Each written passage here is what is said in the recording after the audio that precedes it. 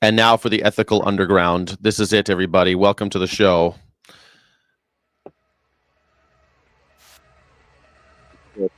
Oh man.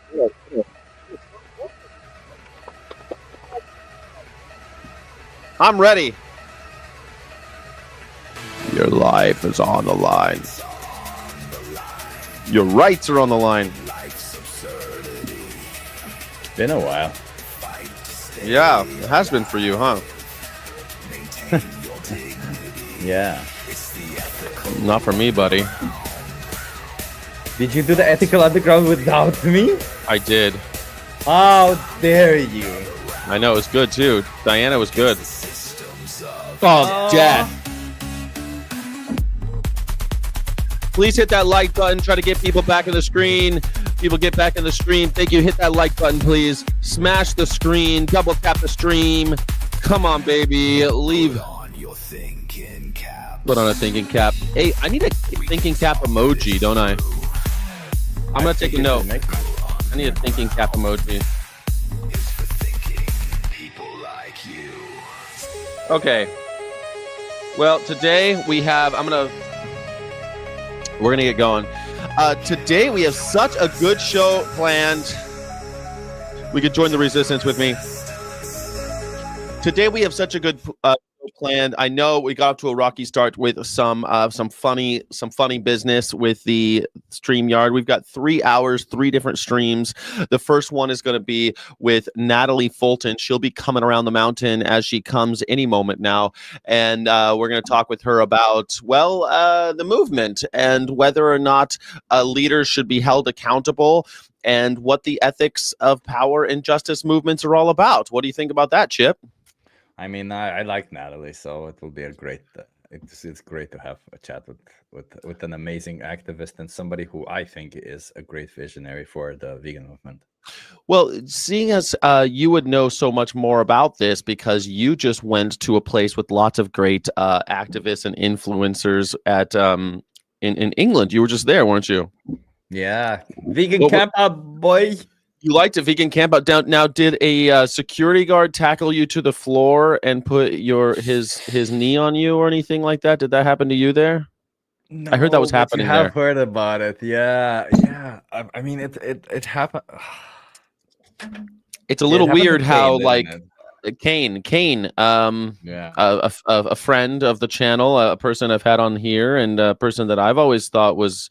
I tried to foster that person, try to make him get back out there and do activism. It's hard. Man, it's hard because he's a black dude that got canceled on by a security guard at Vegan Campout by someone tackling him and putting his knee on his throat. He said that he couldn't breathe and that he was screaming, "I can't breathe" at Vegan Campout. Did you see it? I did not see it. I don't know what happened. It wasn't like I saw Kane's I think was it status or post on Instagram, and I listened to what he said happened. I'm unsure of what happened, but I wouldn't discard it necessarily. It did feel a little bit more policed, this event, than other times. Well, I've only been the last year, so I mean, they didn't allow people to come in with a cooker. They didn't allow people to come in with a grill or stuff, it's a camping event. What the hell? And they didn't allow people they were checking bags and everything when entering the, I guess, arena. How would you call it? The place where all the food, the drinks, and everything. Campgrounds? I don't know what you'd call it. Festival grounds? Well, we had the campgrounds. Yeah, the festival grounds, I guess, because we had campgrounds where you would camp, and then the grounds where the festival was. Yeah.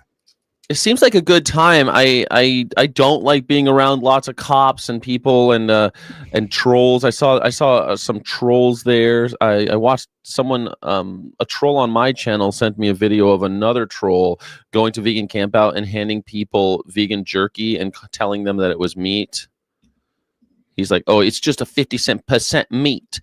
And then actually Jordan Martin came out and he was like, "Oh man, mate, I'm a big fan, mate. I'm a big fan." And he said, "Oh, I can't believe you're here trolling me own festival, mate." And he says, "Do I have permission to do this, mate?" And he said, "Yeah, mate, you've got mad permission to troll all the vegans, mate." And then this is on video. And then somebody came to camp out and did this? Yes, he did. I think I saw the person that came to camp out and did this.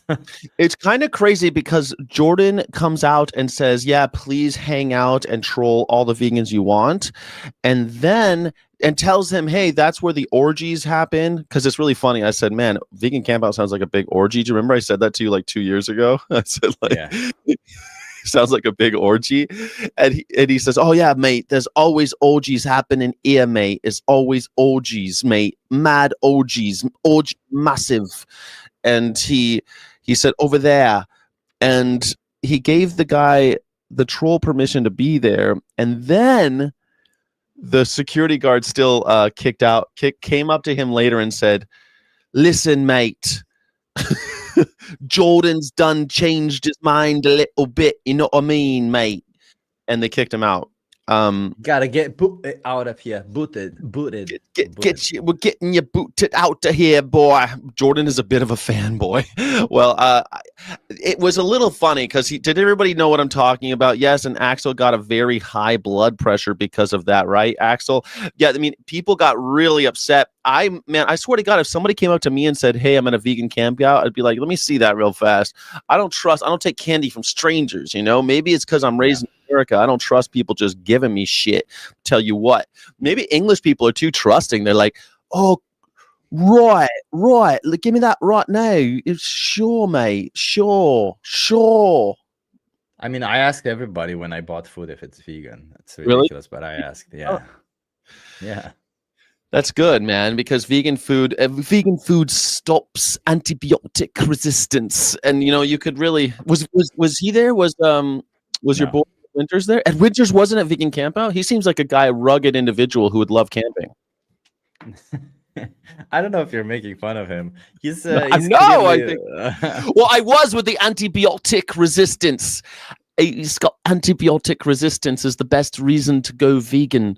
But I think it's interesting, I think he looks like a rugged man who would love to go camping. Jesus, after all, lived in a tent for much of his life. We all know that Jesus went camping. Yeah, he liked Jesus definitely loved camping. He loved wandering around the desert. He loved hanging out with people in his tent. I mean, that's why his friends called him J-Camp. That's why they did JCO. So what was your favorite part about it? Honestly, just meeting the people. I got to hang around at VPM a lot. Chase, Elle from Vegan Gays. That was the coolest part for me, just hanging around with them. Elle, I've never met her in person. She's great. She's amazing. She's awesome. She's an awesome person. Yeah. So that's what it was for me. But I gotta tell you, Sky, because when I came to camp out, I think did I tell the story to everybody? I don't know. I told the story a while. So the entrance to camp out, did I tell you this? That there's only one entrance, so they organized it in a way where there's only one entrance. But where the bus drops you is somewhere else, so you have to walk. I don't know, half a kilometer. No, that's too much. 300 meters, something like that. That's not a lot, right? Okay, that's like for all you Americans, that's roughly 3 Canadian-sized football fields. It's not a lot. That's actually pretty accurate, I would say. 3 Canadian football fields. I'm not sure Canadian Americans don't do meters and centimeters or even inches. People think that we do inches and ounces. We don't. If you have a tumor, they don't say, "Oi, this tumor is about 6 centimeters wide in diameter." No, they go about the size of a golf ball. I mean, you can understand the idea, right? Because it's easier to put it in perspective. As I was walking towards, there was an area where it was just field as I was walking. Right in the middle of the field, basically right in the middle, as I walked half that distance, it started pouring, but not a little bit, Sky. Like it's the end of the fucking world. That's so funny you say that. Like torrential downpour. It was a deluge. My shoes had more water in them than they had outside of them when I eventually entered camp out. Bro, that timing, half of my stuff was wet.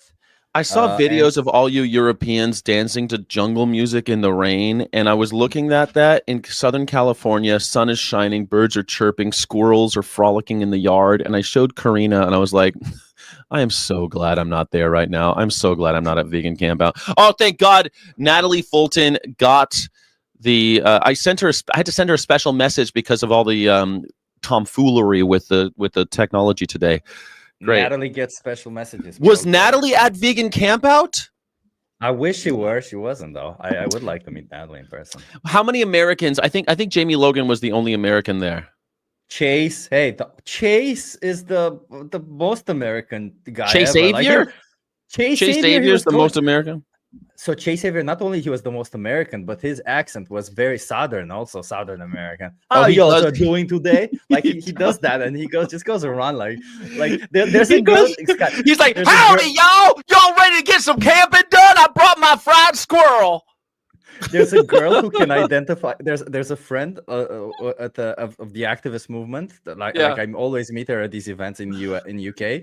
And she does this thing, this mad party trick where she identifies where your accent is from. I guess if you're British or something, and she asks Chase to speak, and Chase goes, "Howdy, yo, how y'all doing?" Something like that.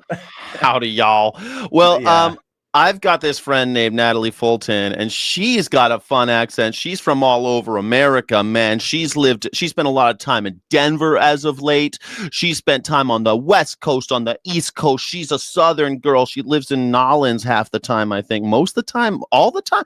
Sometimes she's in Nolens, that's for sure. Do you know what Nolens is? Is that like an acronym for something? No, that's how they say New Orleans in Nolens, and people in New Orleans say Nolens. Why? Can they not pronounce New Orleans? What's going on there? No, you can. It's the rest of us who can't pronounce it. It's kind of like Baltimore. When you go to Baltimore, they're like, "Hey, welcome to Bomber." Oh, Balmer. Okay. They don't even say the L. It's just Bomber. Bomber. Yeah, welcome to Bomber. Knowledge. Anyway, let's bring our lady on. I think she's not necessarily from New Orleans, but I'm going to pretend like she is. This is the Ethical Underground. Let's bring her on. It's the one and only Natalie Fulton.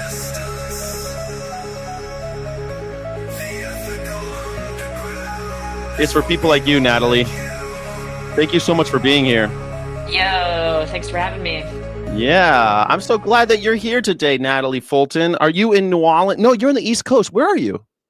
Yeah, so, okay, people in New Orleans do not say Nolens. Just want to clear that up before we go anywhere else. They say New Orleans. New Orleans?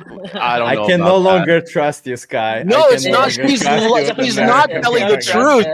There's a large number of people that say Nolens. Yeah, bon ton, bon ton. There's bon ton, bon la rouge. Bon ton, la rouge. Yeah, come on. I'm in New York right now. Or as they say in New York, New York. New York. Yeah. As they say in New York, fucking New York. Chip's like, I don't know where these places are. Did you ever hear? I know where come on, I know where New York is. It used to be New Amsterdam, of course. Did you ever hear the New York New York alphabet? A B. It's fucking A. B, C. The New Yorkers. When I was a kid, my mom would always say if I was being rude or being kind of like a piece of shit kid, she'd say, "What are you from, New York?" I'm not joking. My mom used to say that. Like, only if you're being rude in California, they assume that you're from New York. What's the definition of being a xenophobe, but for states? A sibling rivalry. I can hate on my fellow states. California gets more hate. States all the time. Yeah, but xenophobe is when you have preconceived notions about other countries, right? So you need the term also within states. We do. Yeah, especially from the South, because people hate on the South all the time. Also, I think isn't Chase from New York? I didn't even think he was Southern. I don't know where Chase is from, to be honest, because when I ask him, he says this weird answer. But now he's at the border with Canada, so I expected a Canadian accent or something. Yeah. Nobody gets more hate than California, though. I mean, California gets more hate than any state. Maybe Florida. Maybe. I don't know. Floridians, because the thing about California, like we don't usually talk about other states. Like you don't ever hear people in California talk about other states. But everybody talks about California, like how shitty they are, and they're a bunch of the granola state and all that. Yeah. Yeah, you've heard the joke, like the granola state. There were a bunch of fruits, nuts, and flakes. Nuts and flakes. Yeah. I heard that since I was a kid. Yeah, that's a thing. I didn't hear it until I left the state, and people told that to my face.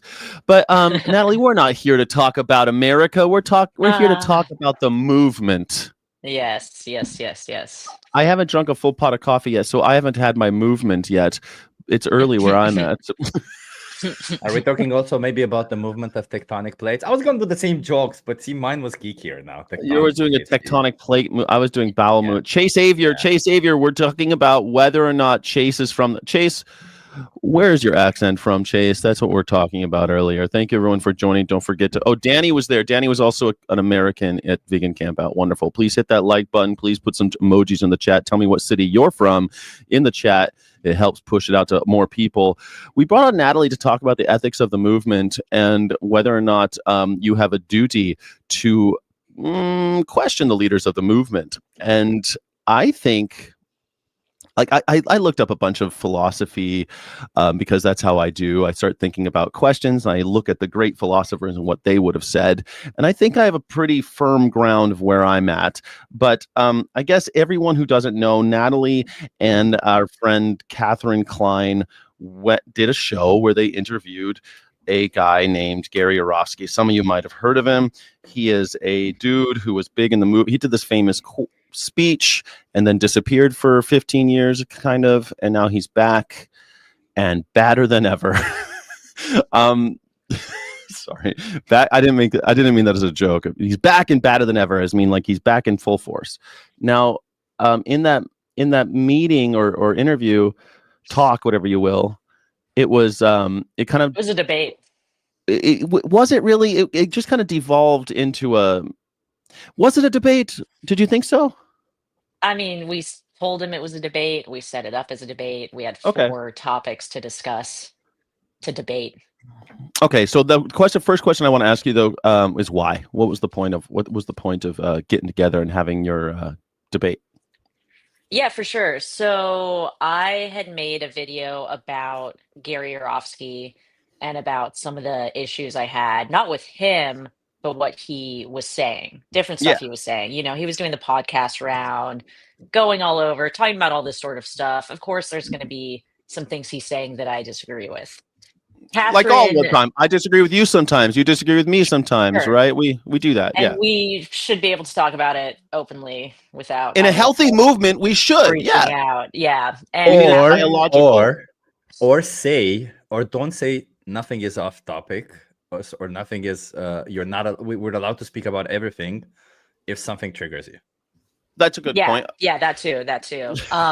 So Catherine had also made a video about Gary. Mm-hmm. So after I made my Gary video, everyone said, oh, you should have him on, talk to him about your differences, things like that. And I didn't really want to do it. But then I made a community post and I was like, all right, I'm going to have my subscribers vote on it. And if they vote yes, then we'll do it. You know, I love democracy. Oh yeah, failure. I was about to say classic failure of democracy right there. Should I do this? Yes, totally. Yeah, it was like 85% yes or something. I was like, oh, well, I guess this is like when someone do this. Man, he double dog dared me to put my tongue against the flagpole in the winter. You got peer pressured is what they call that. Well, I was kind of curious to see how it would go as well. And he's been saying a lot of stuff about Israel. And if he wants to say that he only wants to talk about animal rights, I fully support that. But if you want to only talk about animal rights, then only talk about animal rights. Obviously, if you say things about human issues that some people want to challenge, then it's fair to challenge what you said about those human issues. Even if you're saying that you only care about animals, that's just not what he was talking about. That wasn't reflected in his behavior beforehand. Yeah. I personally like, don't know. Oh yeah, go ahead. I was gonna say, yeah, like Neil deGrasse Tyson should shut up about trans rights if he only wants to talk about space and shit. Like, if you want me to Shut up rely, about veganism too. yeah, shut about Yeah. veganism or all the rest, right? If you don't want, if you want to be known as an astrophysicist publicly, it's okay if you're at a dinner party and you're in like a private setting and you want to talk. Like, I think it's perfectly acceptable to say I don't want to make a public comment about something that's ongoing, like the war in Israel, and people aren't going to let you get away with that for long. But if you're a leader in the movement, you could get away with that for a long time, actually, saying that. Yeah, and I mean, go for it, right? Like, I don't think Earthling Ed hasn't made a public comment. Jamie Logan, I believe, hasn't. I haven't Ingrid Newkirk. really. Ingrid Newkirk. Yeah, like I don't know that much about Israel Palestine, and I'll be the first to admit that. So I didn't want to represent the pro-Palestine But side. you didn't even really get on him about that very much. You were like talking about. Well, Catherine did, so that's why I brought Catherine on to have that debate. So that was really why we wanted to have the debate, was to challenge a lot of the things that he was saying, and I don't think there's anything wrong with that. And I think it's strange that people are acting like it's some terrible thing to ask people to clarify what they're saying, especially when what they're saying is hateful. Well, I know why, though. I know why, Natalie. It's because people want to have gurus and cult leaders, but in order to have a healthy movement, you have to have a dialogical where we're actually discussing and making space to question the leaders of our movement. A questioned movement is a healthy one. This is critical consciousness. This is like basic shit. Critical consciousness, like an oppressed people must develop the ability to question reality and see systems of power clearly. And if you're not holding your leaders accountable, it's part of holding leaders accountable is part of developing that consciousness and refusing to accept harmful methods just because they come from within the movement. Like, if something nasty is coming from within the movement, it's our duty as members of a movement to address it. That's how you make a healthy movement, is through deliberation, not through following. I mean, I don't know if it's our duty to do that, but I think we should be allowed to do that if we see it fit. I think we should be allowed to question somebody's statements if we see it fit. And I think it's perfectly reasonable when you see somebody contradicting themselves to try to understand the contradiction. No, dude, if you're going to say that, is it your duty? Like, okay, so von Stauffenberg, he said, he was a good Nazi until he found out what was happening to the Jews, and then he decided he wanted to kill Hitler. That was his duty.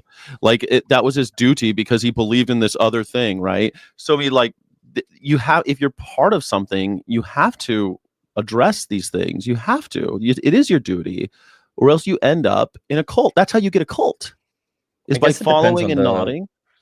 But it depends on the issue at hand, right? Like, I don't know, somebody liking one color versus another and contradicting themselves for which color they like. I don't see it as necessarily it's your duty to find out which color they like. So if you go from that to the example that you give, I'm sure there is a place where you'd cut off the line and say, well, okay, from here on out, it's kind of a duty.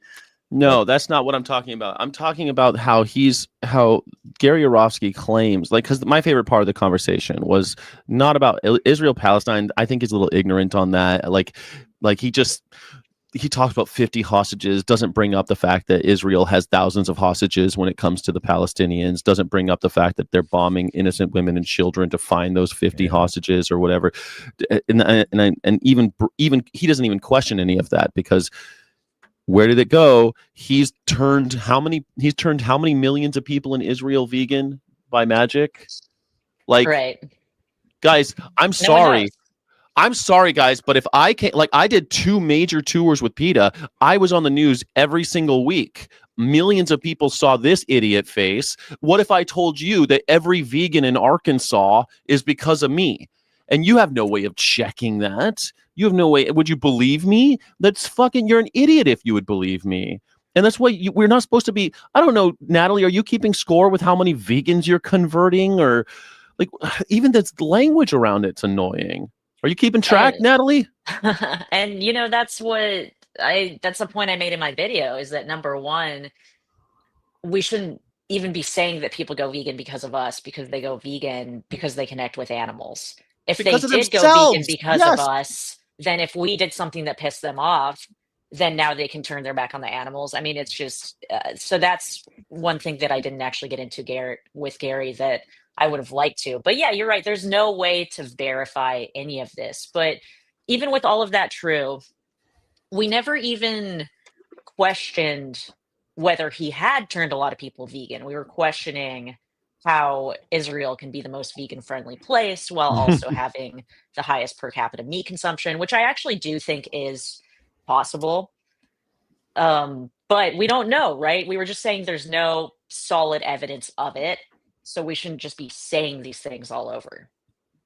Yes, but I think that by saying that is an act of, I think, solidarity.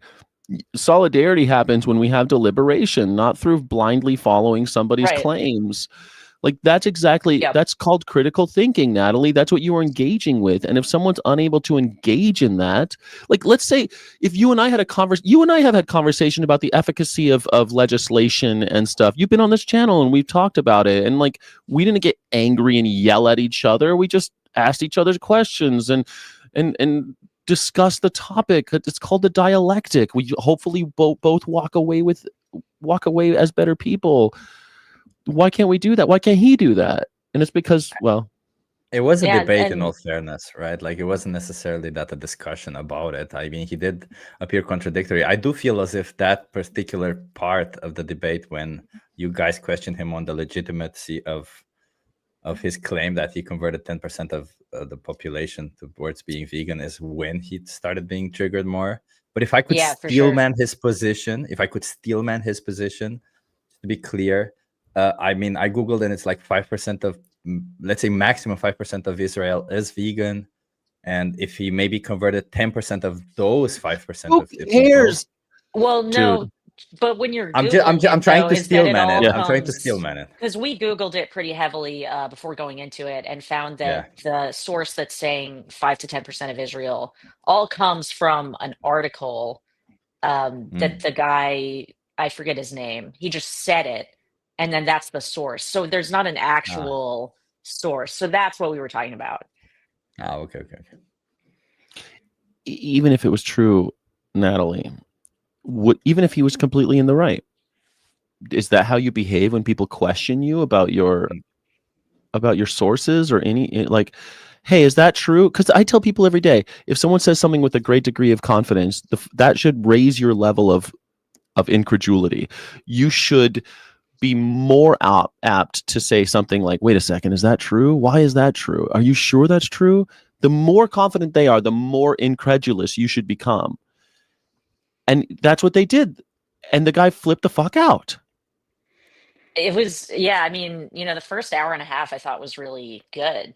And I was surprised it was going so well. And then it really took a turn for the worse. Natalie, that's because he was love bombing you like all narcissists. Oh, I really respect you too. I didn't feel attacked with those videos. And then it comes out later he said he didn't watch those videos. Did you notice that?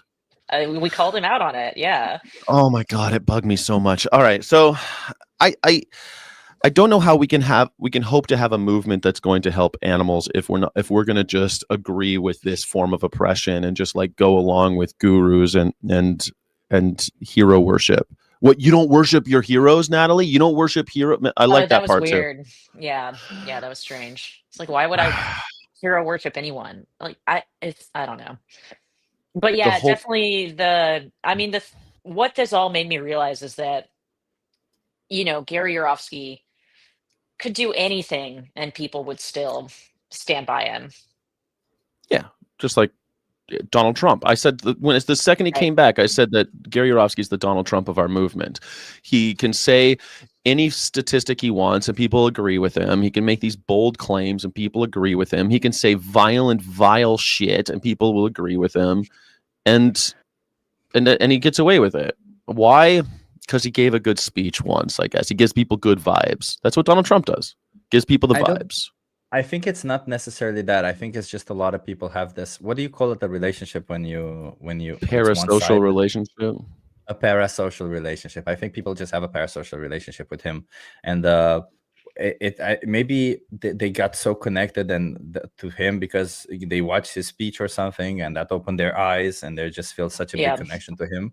But I don't think necessarily people. I'm actually curious to what extent would people still support him, right? Like, are they really just like Trump supporters? Because Trump supporters support Trump even if he does commit some really weird stuff, right?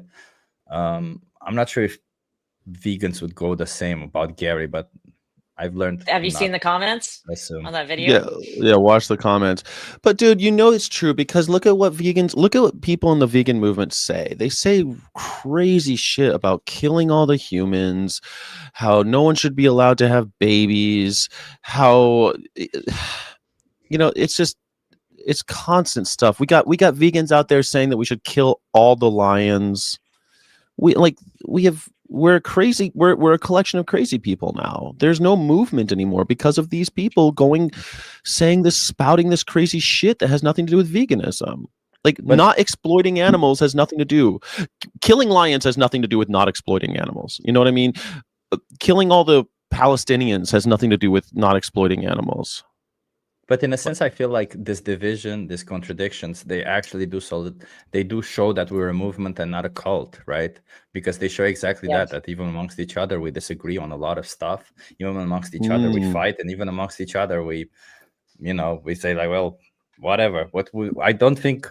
I think the mature thing would be that I hope hasn't happened to you, Natalie, that somebody is now calling you that you're no longer vegan because of this shit. Or wait, Natalie, you haven't had anybody tell you that the animals hate you? Actually, no. Well, they have said that.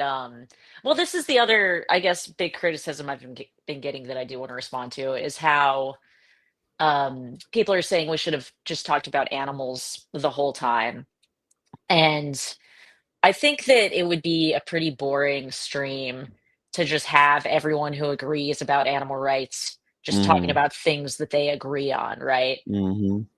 That's not going to raise much money. And then people are acting like we caused a lot of this division, but the division has already existed in the movement, and it kind of came to a head on that stream. But there's been the pro-Palestine, there's been the pro-Israel, there's been the pro-Gary, the anti-Gary. And I think a lot of people were kind of waiting for something like this to happen, for him to just go off the rails, and it finally happened. But it's him that causes the infighting. He'll say shit like, well, I just want to kill all the humans, and then he expects everyone to be like, yeah, okay, well then you're off the hook then. That doesn't let you off the hook. Misanthropy is an unethical position, and it's ludicrous to think that people are just going to be okay with that. The guy, I remember I saw Moby's pretty innocuous but giant face in the movement. And I see him go, I saw him on stage. I actually introduced him on stage, and he comes out and he starts talking about how arguing with vegetarians isn't helping any animals. And it's like, dude, you coming out and saying that is causing more infighting. You're not helping the infighting by coming out and saying that on stage, right? And I feel like Gary did the same thing. I think he loves going on podcasts where people are going to kiss his ass. But the second anyone, yeah, everyone was nice to me except for you two nasty women. You two nasty. I'm sorry. It's not women's job to make men's ego feel better. It's not people in the movement's job to make these leaders' egos, keep their fragile egos from crumbling. And that's what we watched. We watched a collapsed narcissist. It was, I think, an embarrassment for the whole movement, and it wasn't, but I think it's super healthy for us, because we can't allow these types of, I'm sorry, I saw someone said it's you can't just call anybody a narcissist. I'm not calling anybody a narcissist. I'm talking about a person who is showing very clear signs of narcissism. I'm sorry. Natalie, I wanted to clear something up before, because we got a few more minutes. And I don't want to talk about pro-animal future too, but the last thing I want to talk about with this interview that you did with Gary, or debate, if you call it a debate, is, do you think that like the word police thing is going a little far sometimes, like calling people out for saying preaching and teaching? Do you think sometimes we're going a little far with that? Like, does it matter whether or not he says preaching? Does it matter whether or not we're like, and I watched everything on it, and I'm like, man, why do I care about what Gary Yourofsky, what words he's using? Is it that Yeah. important? Yeah, so he is a public speaker. He represents the movement. He has millions of followers. His followers are behaving even more like a cult than I Mm, realized based on that comment section. And I think maybe part of the reason they're acting like a cult is because they have been converted to it, right? He's mm, preaching. So I do think words like that are hugely important, and that was the point that I wanted to make in the debate is that veganism is scientific. We know these animals have the same sentience as the animals we love. We know we don't need to eat them. We know that it's harming the environment. We know it's bad, right? So we don't need to bring this religious language into it. And I saw some comments saying, most people are religious, so using these words speaks to them, but mm. that's a bad argument, I think, because they're not going to leave their religion for another one if they I are don't going to leave know. their religion. Have you heard Maybe. about MAGA? Have you heard about MAGA? They gave up Jesus and went straight to Donald Trump. That's true. I forgot about MAGA. I mean, they straight But up gave him yeah, up. but there's a reason I started the debate with that topic, right? Because it's not as important as Yeah. the political lobbying part. I think is more like that was what I really wanted to talk to Gary about. And you did say it went from like mild to spicy. I gotta Yeah. say, sometimes those conversations, and it might be a flaw in my own character. I'm totally willing to explore that if we had more time, which we'll never have time for, by the way. No, just joking. Um, no, like sometimes I talk about the word police and I hear about people scolding each other, saying it instead of she, they, she, he, them. And I'm like, man, I don't have time to like be the word police on people. I'm trying to get people to think critically and start interrogating these hierarchies and start tearing down the systems of oppression. Like, But but I get what I you don't I get what you mean, though, Natalie. I know I think like I'm gonna be the word police right now because you're calling it the word police. It's not the word police, It's like, at least the way I see it, I like being corrected because I want to be a better activist and I want to be as little misinformation as possible. And because whenever I do speak to people, the more activism I do, the more I realize it doesn't matter what the message is. It just matters. These little words matter. There will just be people who, once they hear a word, they'll just focus on that word, sadly. And that those people might just ruin it for everybody when that happens. So yeah, I do But think it's important. The words are important. words can be important, and they don't have to be. You don't have to be a moral scold. Nobody likes a moral scold. This is something that Wayne Shung and the DXE people say all the time. But at the same time, it's like if you morally scold people and you take this moral high ground, you just end up looking like we're putting ourselves above others. Like we have this moral superiority. And even though I like everyone in the chat who's vegan or not vegan, like you're not morally superior to people, right? Like you just finally connected some dots. What does that even mean, moral superiority? I never understood that. What does that mean? What does I moral think you should superiority ask imply? Gary Yourofsky. I think he knows what it means. I'm better than you because I'm morally more pure. What does that mean? What does morally pure mean? It's like I don't get it. It's that you do nothing that you think is wrong, or that you know everything that you're doing. Like, is that's how it is. part of it? That's how the person who's being scolded would say, like, "Oh, you take it out of veganism." Someone like going, "All those illegals, they put them in jail. They're breaking the law. They crossed a border illegally." All right, well, crossing a border illegally or outstaying your visa is a civil offense. It's on par with like speeding or running a red light. And so for you to be like, "Oh, put them all in concentration camps because they broke the law," it's like, hold on. You think you're so pure? You think you're so much better than they are because you've never broken a law? You're not a criminal. We're all criminals. There's no statute of limitation on murder. We've all killed animals. So let's have a little humility here. That's one thing that a narcissist will never understand. Humility has no room in the mind of a narcissist because their fragile ego has to be reinforced constantly by these blustering, by these boisterous claims 10% of fucking Israel. Give me a fucking break. It just makes me sick to my stomach. I really wish that I had it in me to go. I wish that I was more braggadocious. I wish that I'd done that more when I was like, I've been to all 50 states doing activism, and I've converted more vegans than anybody. I wish that I did that. I'd be as famous as Gary Yourofsky at this point. Self-promotion. Have you thought about having Gary on? Of course I have. Yeah, but challenge him? Yeah, but what good would it do? Like, it would just be... Yeah, we can see it would just be a repeat. He just screamed over Catherine. It was just kind of sad, I thought. I don't know what I would even talk with him about. What am I going to talk with him about? Like, wait, but Sky, before that, I think I can tell you what good it would do by also replying to this comment that Jordy said and that a lot of people are saying, which I don't like. That no this one debate was good. horrible, no one looked good. No one was convinced to be vegan, no one was saved from slavery. I only gave animal abusers more fuel against the animal rights movement. I disagree with this one, Jordy, because specifically, if I, as a non-vegan, I would watch this debate, I would see that there are logical people. I would see that there are, because that's what I really appreciated about you, Natalie and Catherine, that is that you are very, very logical about it. And I really appreciated that. I don't see that a lot. So that would just make me want to follow you more. And I would not follow Gary, but I would want to follow you more. And I'm like, okay, well, they've been logical about it. They've been pretty clear. I didn't feel like, I mean, the only thing from my position was like, is he having a nervous breakdown? What's going on? That's the only thing that I was.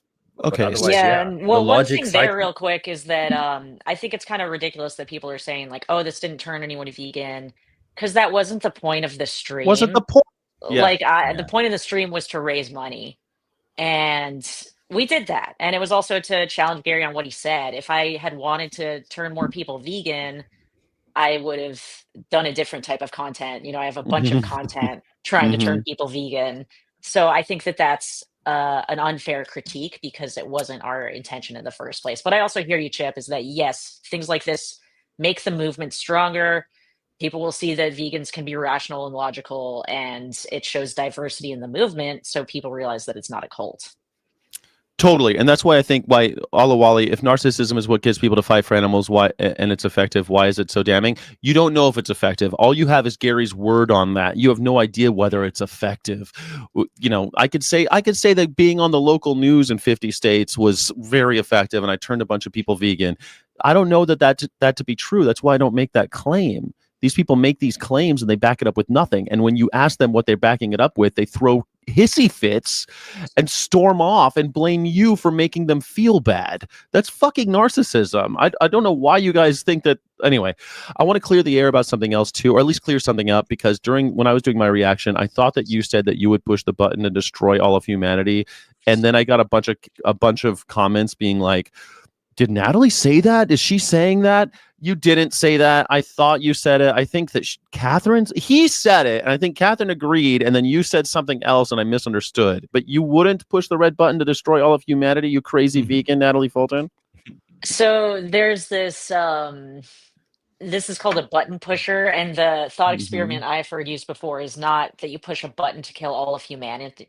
It's that you push a button to kill all life in the universe, all sentient life. Yeah, Thanos, except it's everybody. Yeah, it's everybody. And this is something that I feel like comes up a lot at animal rights conferences. And this is actually one of those things where I do think that there's really no value in even talking about it because it's an impossible situation and it divides people. It's kind of like the culling carnivores conversation. Like, it's something people aren't actually going to do. People get really upset over it. It doesn't even matter what I think. So yeah, all I said on the stream was that there's a large subset of vegans who would push the button. Yeah, I think it's important to talk about because it belies a sense of hubris. And if we get into like any kind of ethics, like that is the type of tyranny that I am trying to fight through my veganism. I'm trying to fight the tyranny of people who think that they're so much better than animals that we should be able to rape them over and over again and kill their babies. That's tyranny. Pushing a button and killing everybody is also tyranny. But what if, I mean, like, if you were an animal trapped on a factory farm, right? Yeah. Like right now, you know, you've been mutilated, separated from your family, no hope of anything good in your life. And all of that suffering could be ended for you in an instance, as well as all the other billions of animals that are being tortured right now. Knowing that, it's kind of hard to justify not pushing the button. Pushing the button and taking away everyone else's decisions on whether or not on how they want to be in life is a form of oppression. And I don't want to partake in oppression. That's why I'm vegan. And so by taking away those choices from others, I'm also doing the same thing. Are we questioning the morality? Yeah, are we questioning the morality of pushing the button? Because if we're questioning the morality of pushing a button, I don't think it's moral to push the button, but I also think I would do it because of how you said it, Natalie, in the sense that if I could end their suffering in a second, but I don't know if I would do it for everybody. I don't know if I would do it for all of humanity or all the animals. Or the agreement is that you have to do it for everybody if you're going to do it, including yourself. Yeah, you have to do it for it. I like how Crystal threw a severance quote in there. You give us half a life and expect us not to fight for it. That's it, right? They want their lives. That just because you say you want to end their suffering, all living beings are gamblers. They're all hope. Hope was that last demon from Pandora's box that didn't get away, right? We held on to it, and it curses us forever, and it curses all of us. Hey, we need to move on, and we have another stream to start. But Natalie, before you go, would you mind telling us what's going on, and give us your elevator pitch for Pro Animal Future? What's going on with them? What's going on with you with them? What's happening in Colorado this year? Could you tell us what's up? Give us an update. For sure. So really exciting year for Pro Animal Future. We are in 3 cities now instead of just Denver. We're also in Portland and DC. And we just launched an initiative to ban force feeding. I believe you were at the launch party in Denver. And we are getting signatures for that. And we need 15,000 or so to qualify. I'm not sure where we're at right now. I took this whole week off as vacation. So excited to see when I go back to work. And then we're launching in DC in January. And we are going to have some sort of Goosapalooza next year where activists from all over can come to DC to get signatures to qualify our force feeding ban on that. And then in Portland, we're actually going through city council. It's like a type of voter block organizing, lobbying, and that is looking promising as well. Goosapalooza is a fun thing. I think that's put some fun back into getting rid of animal exploitation with force feeding. I think that's great. I'm really against. I think everyone's against force feeding, and I'm hoping that everyone will see that when it comes to the ballot. Super hopeful this year. I no, Natalie's super hopeful. We're gonna win. 2026, it's gonna happen. I've been soured on Denver for quite a while now, so we'll see how Denver goes. But I'm really excited about DC. Denver's a tough place. They're killing wolves and cats. Yeah, I mean it's an old western. It's a cowboy town. Left, but it's very right. Yes, that's exactly right. Yeah. It's like Las Vegas. What can we do, Natalie, to help out with these ballots? Yeah, for sure. So one thing you could do is, if you want to make content about force feeding, that's always helpful. Tag us as collaborator. We're launching some sort of digital action thing. Like if you have Reddit, that's always helpful. If you ever want to come to the US, coming to these convergences is great. And just staying plugged in, following us on social media at Pro Animal Future. Donating is always great. And that's about it. I love it. Well, thank you so much for coming on here. I think that what you did with that debate was to create a space of appearance. I've been reading a lot of Hannah Arendt, who talks a lot about like the powers of, talks about Heinrich. What was it? What was the book she wrote about the Nazi in Jerusalem? I forget, famous Nazi in Jerusalem. I forget the name of it, but she writes about the Eichmann in Jerusalem was what it was called.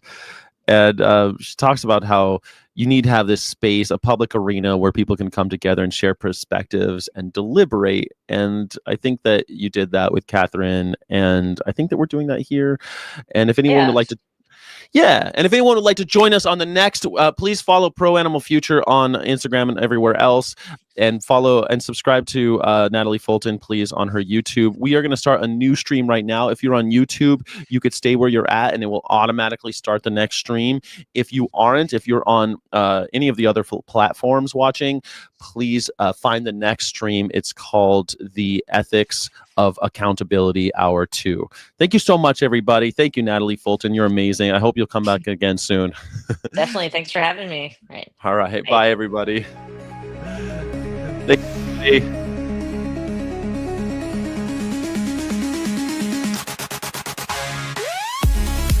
All right. The next one starts right now. See you there, Chip. See you there. Ethical Underground. Thank you so much for watching. Don't forget to like and subscribe.